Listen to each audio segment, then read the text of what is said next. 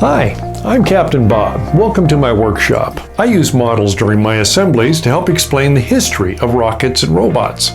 This big rocket, and that slowed them down just enough for the moon's gravity to catch them. And they went around and around the moon. And I finally made this. I start with how flight really began. Would you like to ride in my beautiful balloon? I explain how it worked with a demonstration. Okay, get under it, take a look at where it is. Make sure it lands on your head. You got it. I talk about early rockets and quickly move to the Apollo program and showing how we got to the moon. What that rocket looked like.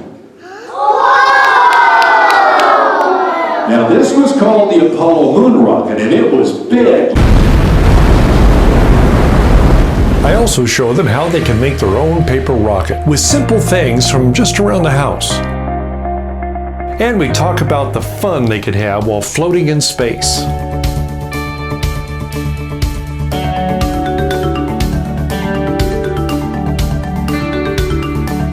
When I was your age, I thought it'd be kind of fun if I had a ball, and if I could throw it really hard, and it would just go all the way around the earth.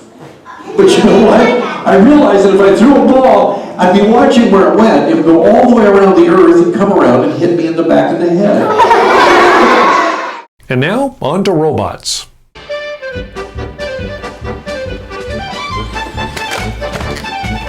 But sometimes, even robots make mistakes. I then use my models to explain how robots are used to explore the red planet Mars.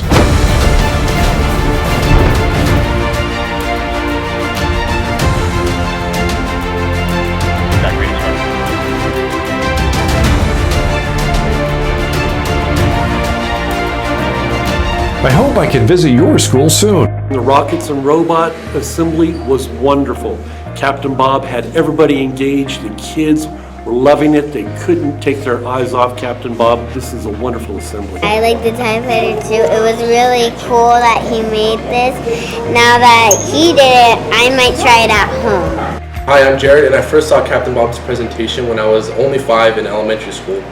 And what I saw there really inspired me to pursue what I'm doing now, which is electrical engineering at Cal Poly Pomona. Just click on the contact button at the top to book rockets and robots. Bye-bye for now.